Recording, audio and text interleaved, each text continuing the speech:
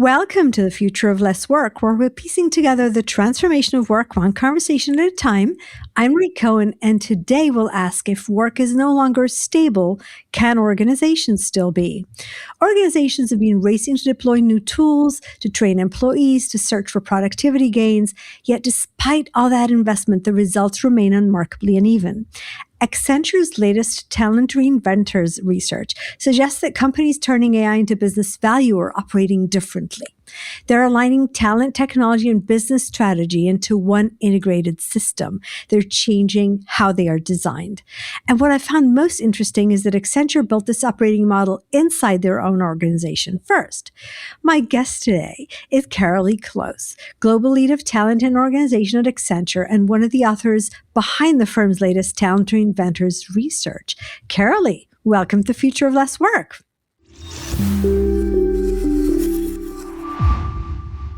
Great. Nice to be with you today. Thank you. And thank you for joining me today. I was really wondering about that experience that you have learned as a leader inside your own organization. The operating model, how does that need to change to turn AI into business value? It's a great question, and it's a question that's topical for today. And most organizations actually have a certain degree of experimentation with AI and Gen AI as it is today. And as we were using AI quite extensively at Accenture, we started to ask ourselves deeper questions around how do you get real value from it? How do you change the way that the organization works? How do you change the workflow for people? And actually, I think the interesting thing here is you have to get deeply into the operating model to really get value out of AI. And so you have to really reshape the way work is actually defined, the way jobs are actually defined at a task level, and to really challenge the fundamentals of the operating model. So what are the traditional boundaries between functions? How do functions work with each other? And our talent practices, actually, we've spent quite a bit of time thinking deeply about, which is what the research is about. How do you create the mobility within an organization? How do you create pace with developing skills? How do you create a new leadership muscle, which has context with KPIs, but also has skills when it comes to technology fluency and the ability to drive change in organizations? Okay, you've said a lot of things that I would love to dive into one by one. For sure. So the operating model, right? We have been working in the org chart structure for a really long time. And we've also been talking for a really long time about the shift from org charts to more flexible, team networked organization. AI is definitely in the need for that, but it's been really hard to transition. The standard boundaries of roles, responsibilities, my job, your job, where they intersect. How have you been able to see this done well? Yeah, so I think the organizations that we're working with, and indeed our own experience at Accenture with our own ways of working, has been to start with the work itself. So a lot of people start with the job and the structure, but actually you need to think fundamentally about work. And so AI lets you do work differently. The very simple way of thinking about it is to automate some of the tasks that are routine and mundane. But that's insufficient with AI and Gen AI. To think deeply about actually the new levels of connectional intelligence that are available in AI and agentic AI, and to think differently about what is the unit of a job. Right. And you said the organizational models haven't changed a lot. Indeed, those organizational models were the ones that we live with today are largely established from industrialization and factory models, functional disciplines, and the like. And so the organizations that are really scaling value are taking a step back and looking at the work first, deconstructing the unit of job into tasks. And that's actually doable today with AI. But the tasks that are a bundle of tasks is a job, right? and to look at the tasks that shift because of different types of technology. Not all of it is AI and Gen AI. It could be intelligent automation, RPA. There's a lot of value from that as well. And to say, well, what tasks are uniquely human and what tasks can be done differently with different types of technologies. And then to go back to reconstituting jobs and organizational reporting and metrics and structures and the like that actually create the context for people to work differently. So So we're when you seeing a do lot of, that, if hmm? if you unbundle the job, Yeah, reallocate it, right, yeah, and then rebundle it again, yeah. do you find significantly different, I want to say structures or even functions emerging, or are you still rebundling them into the same functions? Yeah, a lot of organizations are actually treating things still functionally, but we're seeing even within corporate functions. Take a good example.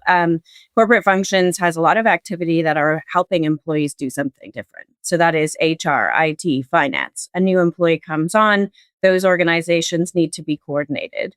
So we're thinking very differently about so some of those processes that require classic functions, can they be actually redesigned end to end more consistently? So we, in our growth model for Accenture, we launched what's called corporate growth services. And the intention there is to really think differently about the end-to-end processes that drive employee experience and efficiency. So, when you're a new employee and you're onboarding, a bunch of different things have to happen. Those things can happen more efficiently if you didn't think about those functional silos.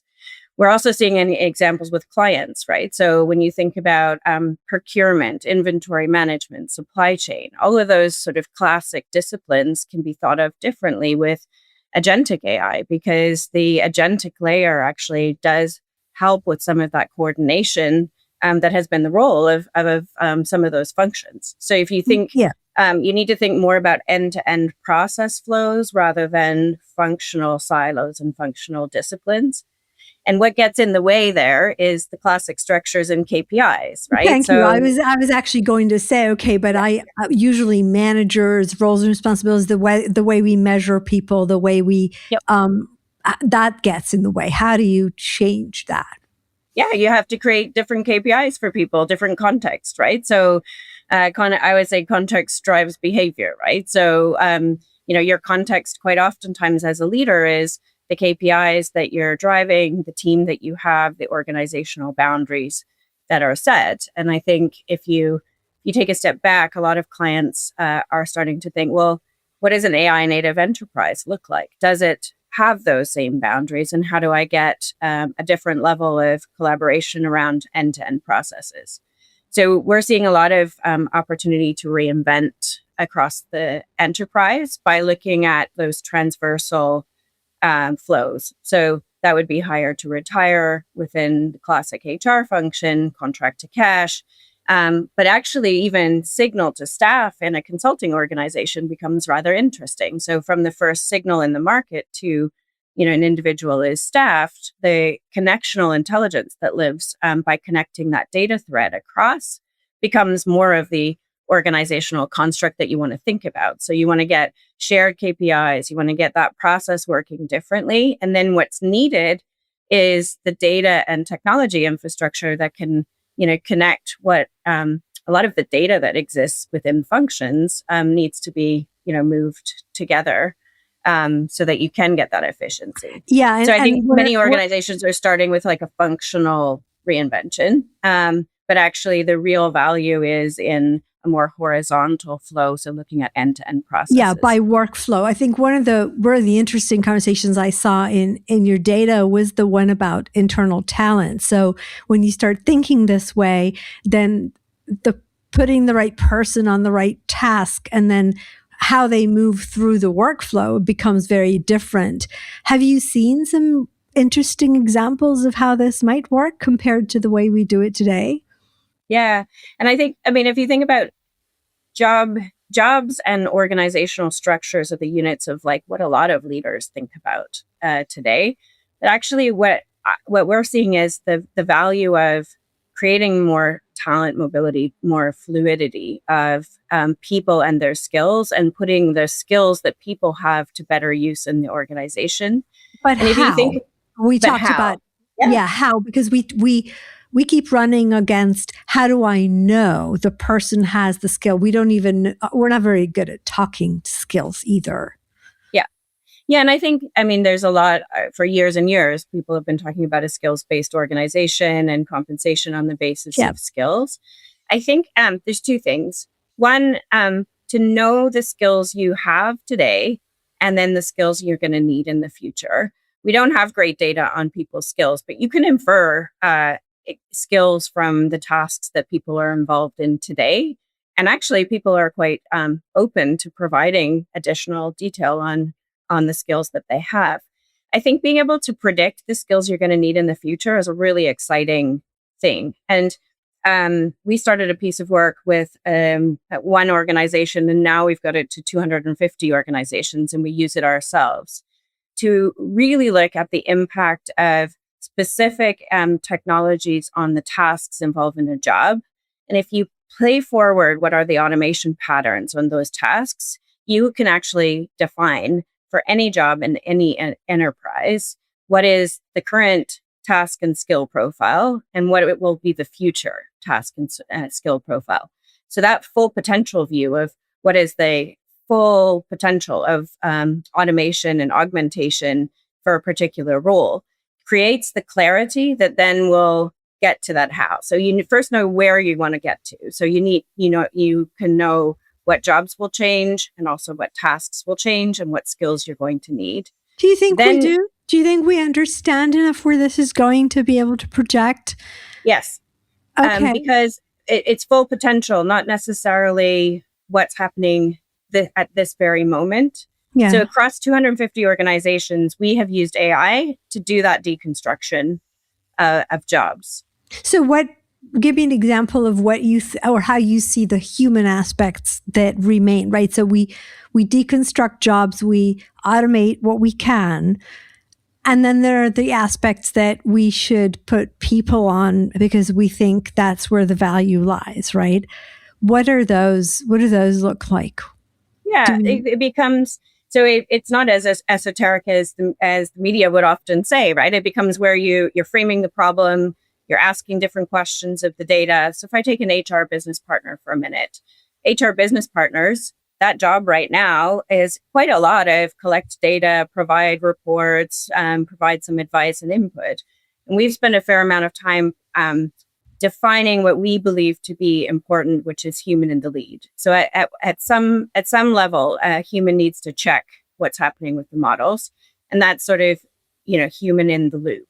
But that's insufficient. Human in the lead will be applying judgment to those models. So we see a lot more opportunity for people to play different roles in terms of framing the problem. So what is the question that I need to do around supporting my business in terms of workflow? So the workforce intelligence aspects of a HR business partner will be really interesting.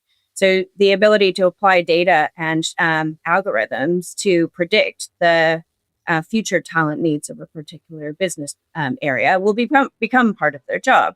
So they'll use models and they'll ask different questions and they'll be able to provide a different level of recommendation over to their business partner. And so what you see is it's an amplified or augmented business partner that really uses data, applies judgment, and then focuses on what they probably signed up to do in that job in any case, which is to support the business with the creative problem solving around the talent needs of their business. So one of the things I'm really curious also from your own experience inside, the organization, the way we got people to be able to understand the business problems and ask the right questions and is they actually work their way up through working the data, working the problems, doing that more heavy lifting until they learned.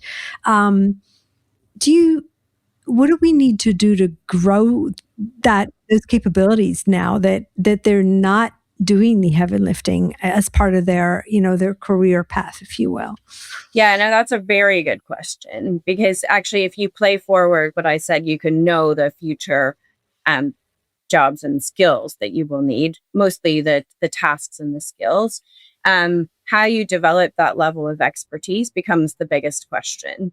And over that, I think there's a really interesting approach with agents. So humans and agents learn together, right? So the opportunity for creative problem solving, the opportunity to provide experience through scenarios, to ask an agent a question, and then also work with an agent to teach the agents how it's going to work. Those are kind of things that will help build and institutionalize the expertise in the organization. But then many people will say, okay, but nothing replaces what is experience on the front line. And so I do think it's short-sighted for many organizations to just reduce the pyramid without really understanding how they're going to nurture and develop that expertise. And it starts with, okay, well, entry-level positions, do we need them or do we not? But it carries all the way through when you think about manufacturing applications, and some of the best people have developed over 20 years of experience on the field. And so what we're seeing is the need for that expertise in spades. Actually, you need even more expertise to work with these models. But we're also seeing an opportunity for people to learn differently together with agents. And so in this report, we talk a little bit about co-learning. And we talk about enabling people and AI to evolve together in the flow of work and creating personalized experiences. So tailoring career development and learning pathways so you create that expertise and you reward effectively that expertise that is incredibly important when you think about the future pyramid. And so I think the ability to move people to the tasks as they evolve, to understand those things that are innately human. So judgment, interrogation of data, creativity, and problem solving, those things will be, quite important, as is the expertise to know if a model is coming back with the right things or if the model is coming back with indeed something that is not helpful. Yeah, And or the one next area that I think people aren't talking enough. Yeah, the next level of questions, the underlying assumptions, the organization context that was missing. Those are the things that we learned through talking to our managers, not talking to tools. Right.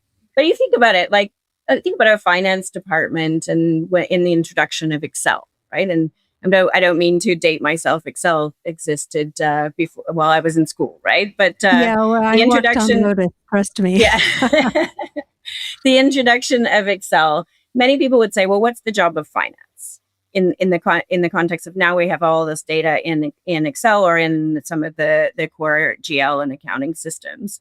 And the job actually of a finance person became much more about understanding and interpreting the data. And what I see here is, yes, we have some new technology and it's fundamentally exciting and important, but the work will shift and the nature of what we do in our work will shift. And the question then is, how are we applying this technology to the right problems? And are we solving today's problems in new ways, or are we finding new ways to solve entirely different problems? And so I think the organizations that are able to unlock the power of their talent to create trust and learning pathways and to create career mobility will have so much more advantage than those that are just thinking about the near-term productivity gain, the near-term, immediate automation impact, because it's the technology is fundamentally different than just take some tasks away. Yeah, and that was another one of the terms I thought was interesting. You talk about co-learning, right, as opposed to just learning. What does that mean? Yeah, it's really fascinating, actually. At Accenture, we've done quite a lot in putting in agents through our support functions, and we put 14 agents into our end-to-end campaign processes for marketing. So if you think of any of the Accenture campaigns that you might see, those are supported with a set of agents that are helping to build the content and do scheduling and production and the like. And we thought about, okay, well, how you introduce those agents. And in fact, day one, they don't do anything super fantastic. It requires that deep expertise in marketing and the person who really understands the process, the person who can apply judgment to the problem. And they got into it. So that's how we got into the co-learning is actually, well, we needed people to teach the agents. And what we found was, well, the people were also learning from the agents. If you think about the complexity of operating in, 50 countries and 13 industries and all that kind of stuff, people were learning, hey, there's a bunch of content being produced in different places that we didn't actually know about. And the agents are providing recommendations on scheduling. Hey, you've got two pieces coming out at the same time. Could we think about a different thing? So we got into this co-learning because, well, yes, you need people to train the agents, but also you need people to learn from the agents. They start to know a lot more about what's happening, in certain parts of the organization, in certain processes. And so if you can open up a degree of trust and a degree of, co-learning and co-working with the agents, you unlock a whole other set of potential. And what's required for that is a different learning environment, right? So corporate learning is quite episodic. There's online and offline stuff, but corporate learning is, very much in need of reinvention. It also requires trust. And so the ability to share data with an agentic workforce, to provide feedback. We found actually giving marketeers the opportunity to provide performance review type feedback for the agents was really helpful. Very interesting. Yeah, So, yeah. so you're basically having, I'm going to have a performance review conversation with my agents today. Thank you for that. Yeah. Yeah. And it sounds trite. And we started it actually just trying to find the analogs that would be useful, because how do you measure an agent's performance? How do you measure an agent's learning actually is quite an interesting thing. It's technically possible within IT to look at some of those things, but it's insufficient actually to get the subject matter expert to provide feedback to those agents. Is it working? Is it actually changing the nature? Is it doing what it's supposed to do? That's one thing. But is it also performing as you would expect? And so we started a process of saying, well, treat these agents like they're the trainee on the job. And we gave people a bit of recognition for their role in, training and developing the agents. And it was an interesting change management technique, because actually it created a tissue connection between the people and the agents that's quite different than, what you might think. So we have some agents that we've promoted. My intern, right? You're turning the agent into my intern, and I have a vested interest in growing its capability. Yeah. And then actually, am I learning from my intern? It's a good question too, right? Am I learning from my intern just as much? My intern might come up with a new way of solving this problem.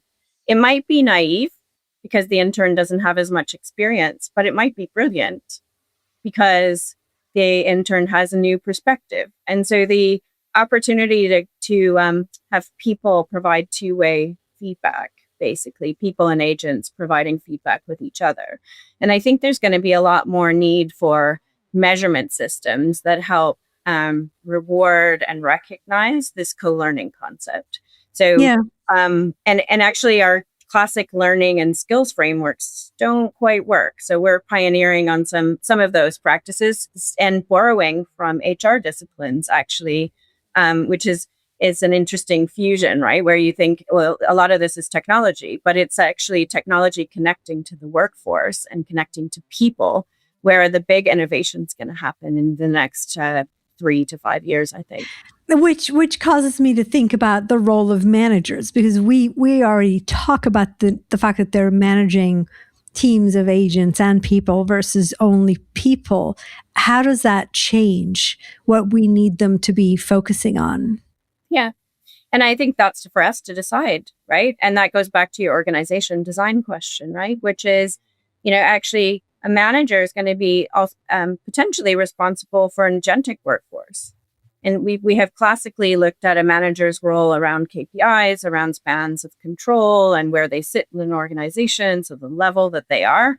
And I think some of those things need a good challenge, because the role of the manager is going to be to ask even better questions, to work with the data that comes back from the agents in different ways. So a lot more critical problem solving. They also then, their pyramid will be potentially a mix of people and agents. So how we recognize their role in coaching and mentoring and developing that part of the workforce, the agentic workforce, will be interesting. So as part of the performance review process for our marketeers, we looked at, what is their role in coaching and developing the agents, because it was so important for us to get that right.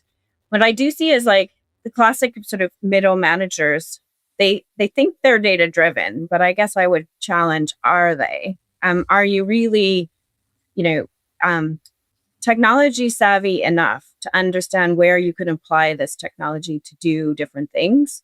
And are you capable of understanding the limitations of the models as they come back? Will be a big set of questions. The other set of questions, so tech fluency. The other one will be your ability to drive change. Yeah. We are living at a very exciting point in time with this new technology. There's a lot going on in the world that's not about technology as well. So we're seeing a lot of clients need to increase the change competency of their middle managers and their senior leaders to be able to, not necessarily say you have to work with, X or Y, but to create the context for people to be able to drive the change that's required in their organization.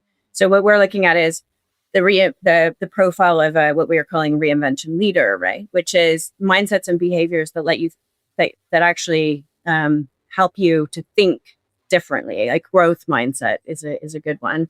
Think differently about the nature of how work is done. Technology fluency. Do you know the agentic technologies enough to say I can apply it in this situation, but not in another?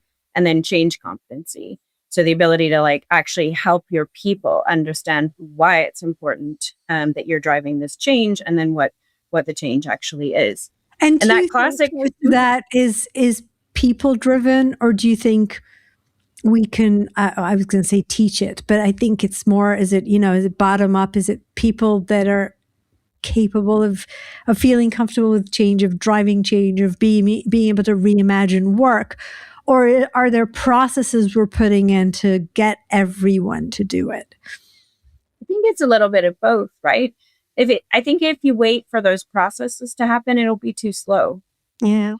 And so the most innovative companies, what are they doing? They're creating a foundation of understanding that lets people invent differently. So if you think about it, you remember when the iPhone was introduced and corporate IT was like, lock that stuff down because we don't know how it's going to work with enterprise IT. And the organizations that figured out, oh, there's a lot of innovation happening here with building apps and using mobile technologies different in the course of the work that people are doing. The ones that actually enabled people with the technology moved faster, right? And I think that's going to happen here as well. Creating those mindsets and behaviors that help people innovate in a safe and trusted way. So the responsible AI practices, understanding the technology driving change are going to be crucial to the speed and pace of adoption. And an interesting stat here is we spend 3 times more on technology than we do on people right now in this AI wave. And if you think about that, it's quite in the inverse of what should be happening. Yes, we should be spending on technology, but we also need to create the context for people to be able to work differently. And the speed and pace of adoption is going to be the rate limiting step for value creation. And so the ability for you to unlock leadership potential to say, I can actually organically drive innovation will be very important for chief executives, right? Because waiting for the processes to be redefined will be actually rather slow.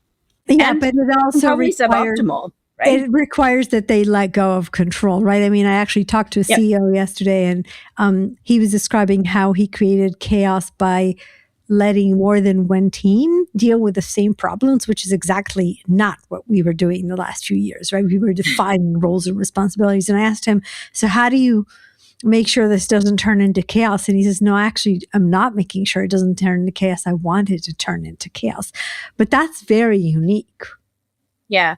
I'm not sure chaos is exactly how I would put it, but to create the context for people, to equip people, leaders, with an understanding of what this technology does and doesn't do, and to create the context for them to be able to drive change effectively in a way that builds trust and safe and widespread use of AI is going to be important. And Yeah. I come back to trust for a minute because I think it's a really important topic. On the one hand, in the media, you hear job loss when you hear AI, right? And on the other hand, it's an incredibly powerful technology. So the ability for an organization to really think deeply about responsible AI practices and the guardrails that they're going to put around this stuff is going to be important.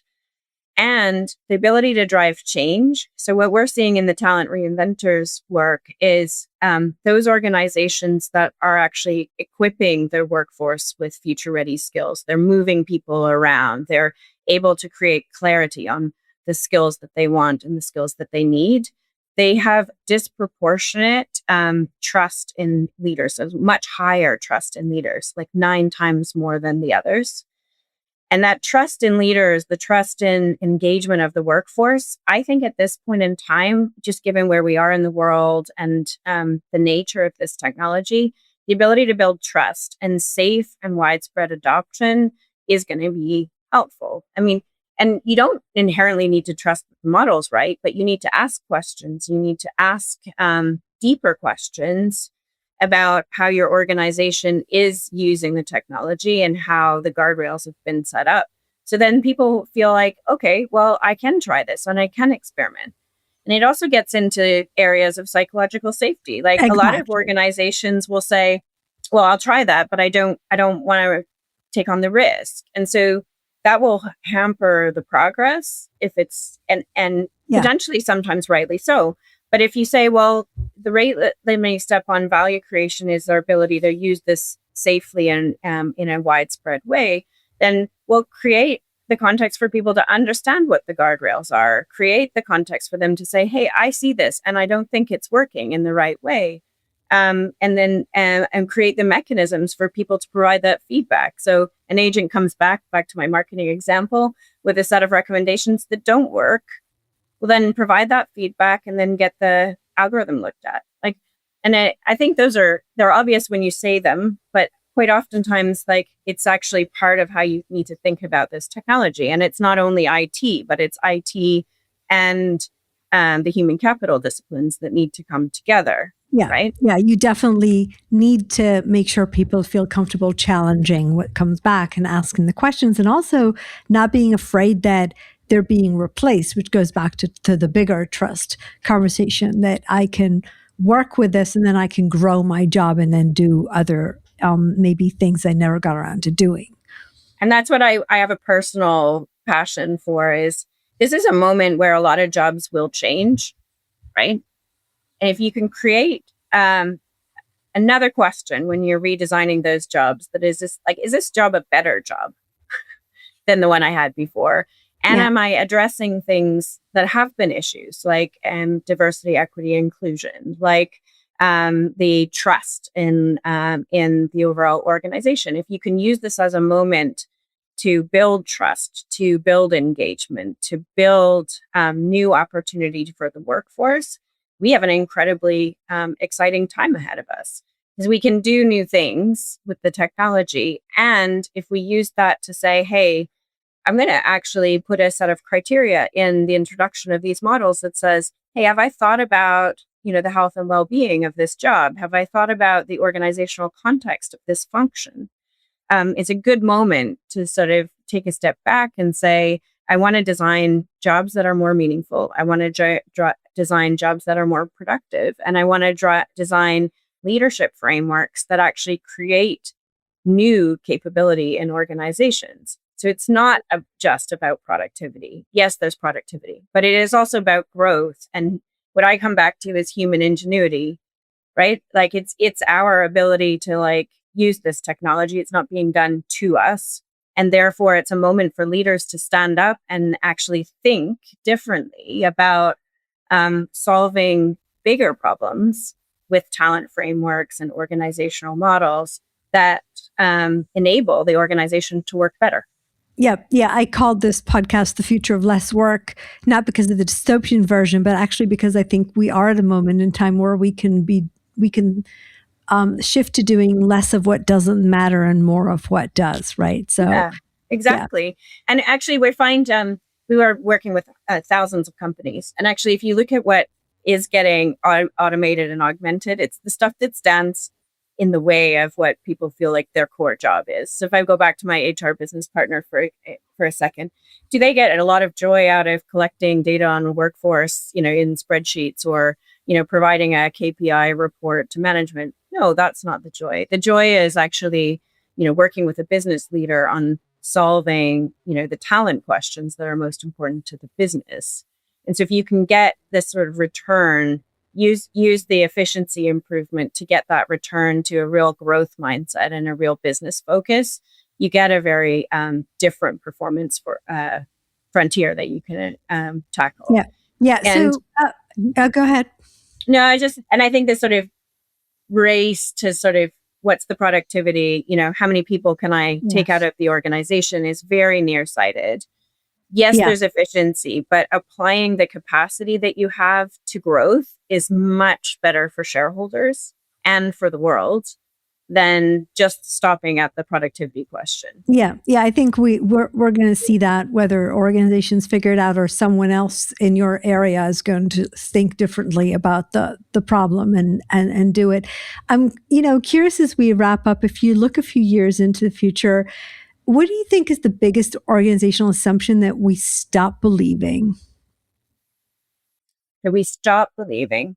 Um, I think we need to think very differently about what people can do versus what agents can do. And there's a degree of connectional intelligence in the agentic architecture of an organization that people are not thinking deeply enough about. And so I think are going to end up with, so classically you think, okay, it's people in charge of all of the aspects of every department. And I think we need to think differently about unlocking that coordinational intelligence or connectional intelligence in an organization and not relying on an organizational pyramid to do that. So there'll be a lot more like horizontal steering effectively, and horizontal decision making, which is quite interesting because it'll be more adaptive structures. And I'm not sure that our organizational design logic has caught up with the degree of innovation that exists in technology. But I think that sort of classic that that people work in classic structures needs to be Yeah, challenged. yeah. I think the org structure will have to change. It Yeah. can't continue to be that hierarchy. Yeah, the Very hierarchical org structure. So I go a little bit more to sort of those platform or product based organizations when I think more progressively about like how to harness that. I also think talent models. So how you connect with an organization is through a job right now. I think that will have to be challenged, as in you connect with a purpose of an organization, and that the development of your skills in ways that can fulfill the purpose of an organization is a bit interesting. So that unit of job doesn't serve us very well right now, right? Because it's something that's actually being deconstructed. So I think we need to think very differently about our connection between the organization and the person. Do you think that breaks down the salaried full-time employee model? Do you think we'll see more of a talent cloud that you can tap into? So if I connect with the purpose of the project you're leading and I have skills that you need, we can collaborate? Potentially, I think that's there are organizations that live like that work, to a large extent like that. I don't know. I think that's a little ways away for many large organizations, but I do think creating more flexible and adaptive talent models and creating the context for people to learn at a very different pace than that they have before. So imagine, you start in a bank and you have a classic career path. I think thinking differently about how that talent, shows up and is developed. Also using agents, as I mentioned in the co-learning thing. I think, the ability to develop skills at pace is going to be really interesting. And then classic sort of spans and layers will get challenged as Yeah. well. Yeah, So clearly. flatter organizations, more connected structures, I think, are going to happen. Yeah. Okay, so kind of wrapping up, the question I always end with is, what do you think is the question we should all be asking ourselves these days about the future of work? I think the question we should be asking is, it's back to the organization. I think the future of work is knowable today.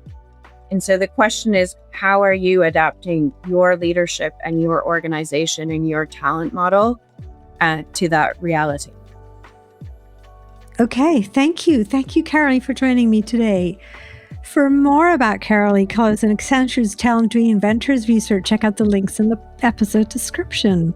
If you've enjoyed today's conversation, don't forget to follow us wherever you take your podcasts. And remember, your best people do not work because they have to. They don't work because you measure them or you tell them to. They work because they want to. They work because working for you is a way for them to achieve their purpose in life. Till next time.